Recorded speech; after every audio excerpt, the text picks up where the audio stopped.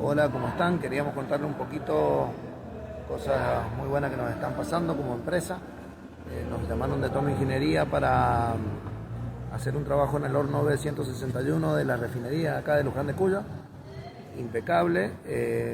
Necesitaban mano de obra muy calificada y bueno, hemos tenido la posibilidad de armar una selección argentina, le digo yo, porque tengo gente desde Tierra del Fuego hasta Formosa y he podido contratar a los mejores soldadores del país y cañistas para la realización del trabajo en el horno. En este momento los chicos están rindiendo acá en nuestro taller y bueno, es un honor para nosotros haber podido conseguir la mano de obra que necesitaba Tomio y PF para la realización del trabajo del horno B161.